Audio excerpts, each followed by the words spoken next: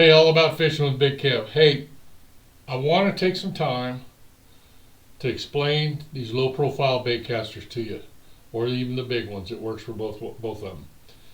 But some of y'all are going to try to experience these, maybe getting one for Christmas, maybe you just been wanting one and gun shy or heard horror stories about them. So I want to show you how to set one up, show you a few tricks that I've learned that help me, because I guarantee you once you learn them, they're awesome. They're just crazy awesome.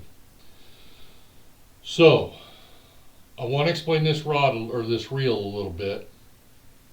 On these reels, this little star here on the side, or right here, this little star, this is your drag. Every reel has a drag, that's that star. This little spool right here, little knob, that controls the tension on your spool, how fast or slow it spins by tightening or loosening that knob. And then there's a brakes. Every reel has a brakes. This one has an exterior control to tighten and loosen the brakes. This one's 0 to 10, so we're going to set it on 5, right in the middle for right now.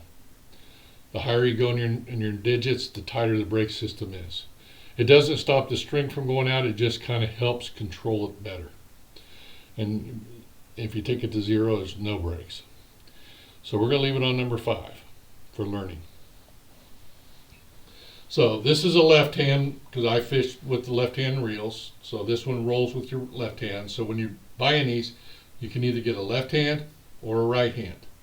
You know, even though you cast right-handed, you can switch hands and do this. I choose not to do that because when I've casted and that lure hits the water, I've had a fish like that, and in between switching hands, I've lost that fish.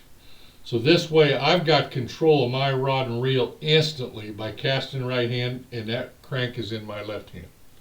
That's why I chose left hand reels. So anyway, here's what I want to teach you on setting one of these up. I want you to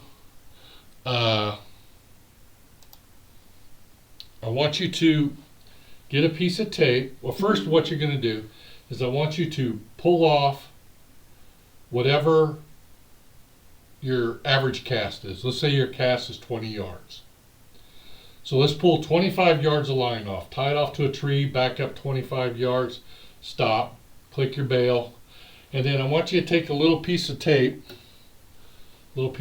masking tape, or some kind of, not really Scotch tape, but masking tape works really well.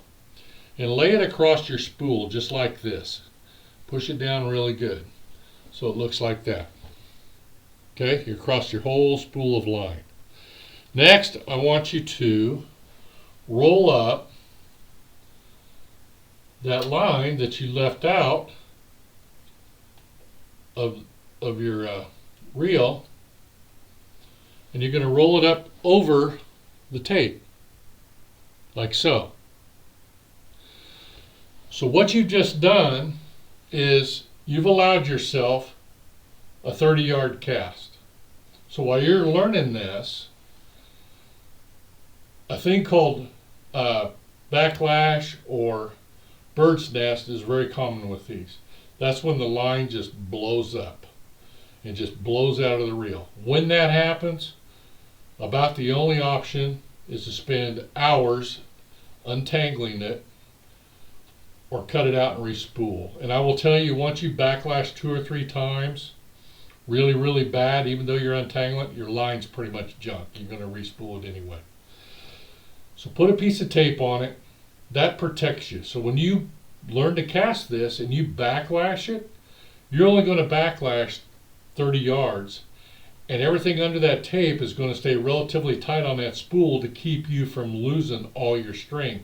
So worst case, you cut off 30 yards of string and you still got 120 yards left or whatever you got on your spool. Okay, that's one reason for that tape, is to help control your whole spool of line. So when you throw it and you backlash it or bird's nest it, it's just a small amount of line.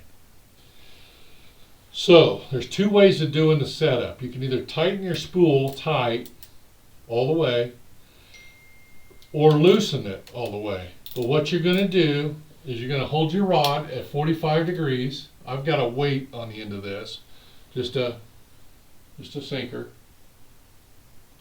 So what you're going to do is hold your rod at a 45-degree angle. You're going to push the button. Now let me tell you something. Your thumb is your friend. When you push the button, your thumb is always on that spool. That's your manual brake that you can feel, and you know you got tension on that spool. So the thumb is your friend constantly through your cast. Okay? So your 45-degree angle, you got your button pushed in. Now you're going to let off on your thumb, but see, I see it spinning really fast. And when that lure hits the floor, that spool is supposed to stop, and this one just keeps turning. So I know I'm too loose. So I'm going to give this a couple, 3 clicks. I'm going to roll it up again. I'm going to push it again, and it's still humming. I can see it running off of there. So I'm going to give it a little bit more, tighten that knob up, and it's still spinning fast. So I'm going to do a little more.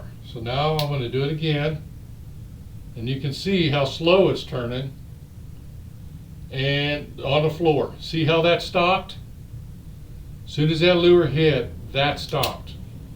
Try it again. 45. Let go. See how slow it's moving? Boom, it hit. See how that stopped?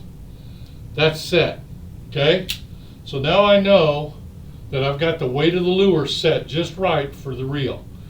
If you want to, click it one more click to make it a little tighter until you get used to casting. So once you get used to that, then you can back it off a couple clicks, and it'll help you maintain that string, and then until you get used to it, leave your tape on there. Another trick is after you cast, turn your rod sideways so that spool is spinning on one set of bearings. That creates a little bit of drag for you. Once you go up here, it gets on 2 bearings, everything's equal, it's free. So that's another little thing that they tell you can do. But anyway, remember, when you push that button, your thumb is your friend. Don't push the button and whip it back to cast without your thumb on that string. I'm going to hold that spool still until I get overhead for my follow through, and then I'm going to let off that spool and let the weight of the lure take the line, but I'm not going to move my thumb off that spool, but I'm going to leave it there where I feel that string going off my finger a little bit. But if I need to, I can slam my finger down mid-cast. Worst thing that's going to happen is your lure is going to slam down in the water, but at least you've controlled your string on your spool until you get used to it. So to recap, the star is your drag, the little knob is your tension control for your spool. That's how fast or slow it spins within it. It kind of compresses it against it to help tighten it up. So that's how you control the spinning of your spool. Then you got your brake system, set it halfway. Put your tape across your line, pull out 20, 30 yards of string, put a piece of tape across there, and then roll it up over the tape, and then that'll allow you to keep from bird's nesting it. So you got your line over the tape. And then 45-degree angle, push the button, your thumb's your friend, leave it on your spool, let it hit the floor. When the spool stops spinning, then that's when you know you've got it set right. If it continually spins and string gets coming up, you've got it too loose. Okay? It's not a problem being too tight. I mean, too tight you won't be able to go out with anything. But too loose, you will bird's nest. Too tight, you'll just not throw it very far, and it'll, a 10-foot cast. But at least you're getting the hang of it. Master 10 foot, let a little bit out on your knob to loosen your spool a little bit. Go 15 foot, go 20. When we're fishing out of a boat, we're thrown to the bank all the time. It's crazy. And when you're on the shore, what are you doing? You're throwing clear out in the middle of the lake. You don't have to throw 900 yards. Okay? If everybody could cast 15 feet, most of your fish are caught 5 or 10 feet off the shoreline. Occasionally they'll be within 3 foot of the shoreline. But you're already on the shore, so why do you got to throw 5 miles out in the lake? So throwing it hard is not the answer either. You don't have to really just get it. Just throw it. It'll do the work for you. So I hope that explains a few things that you can do with this. Once you learn the technique of these things, it's the world. It's the best thing you'll ever do.